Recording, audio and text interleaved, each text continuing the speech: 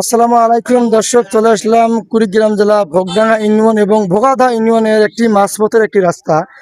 এই রাস্তা দিয়ে অনেক গাড়ি ঘোড়া চলাফেরা করে, এখানে অনেক লোকের বসতি আছে। এই এলাকার রাস্তা দেখলে একজন ভালো মানুষ হয়তো এই দিক দিয়ে যেতে পারবেন, এতটা কাদো। এখানে কিছু লোক আছে, আমরা তার মুখ থেকে শুনতেছি তারা রাস্তা বিষয়ে তারা কি বলে। রাস্তা বিষয়ে চাচা আসসালামু আলাইকুম। ওয়ালাইকুম আসসালাম। আসসালামু আলাইকুম। হুম, এই যে এই জায়গাটায় হুম। অনেক লোকজনের এখানে বসতি এবং চলাফেরা করে, এখানে ব্যবসা বাণিজ্য করে। আপনারা অভিযোগ করেন এই মেম্বার চেয়ারম্যানের কাছে? মেম্বার চেয়ারম্যানকে অনেকবার অভিযোগ করছি, কোনো চেয়ারম্যান মেম্বার এই রাস্তার ভূমিকা নিচ্ছে না। কারণ এখানে বারবার মালিক চেয়ারম্যানকেও ডাকছি, বারবার আমি নিজেই সাজু চেয়ারম্যানকেও ডাকছি। হুম।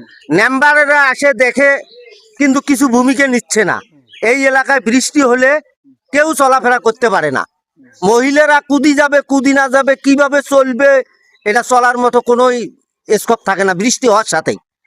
কিন্তু আমার একটা অনুরোধ, এই যে চেয়ারম্যান মেম্বার এবং যদি একটু ভূমিকা নেই, একটু যদি সহযোগিতা করে, তাহলে এই এলাকার মানুষ চলাফেরার খুব সুবিধা হবে।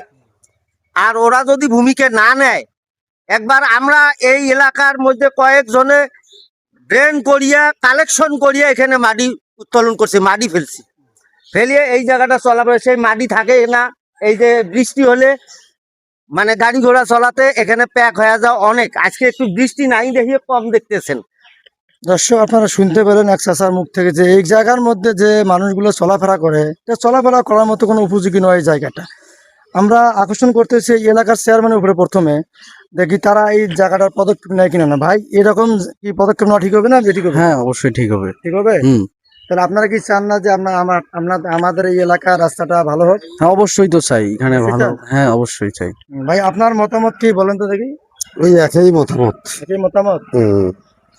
দর্শক, আপনারা শুনতে পেলেন সবারই একই মতামত। যদি এই রাস্তাটা কাজ ভালো হয়, অনেক গাড়ি ঘোড়া চলতে পারবে, কারণ এত কাদর মধ্যে দিয়ে চলাফেরা করার মতো কোনো উপযোগী নয়। এটা একটা ভোগাদা এবং ভোগডাঙ্গা ইউনিয়নের একটা মাঝপথের রাস্তা বিধায় দুই ইউনিয়নের চেয়ারম্যান এখানে কোনো কান দিচ্ছেন না এবং এখানে আসতেছেন না। তারা হয়তো দুই ইউনিয়নের চেয়ারম্যান যদি এখানে আসতো, তাহলে আমাদের এই রাস্তাটার পরিবেশটা অনেকটা ভালো হয়ে যেত।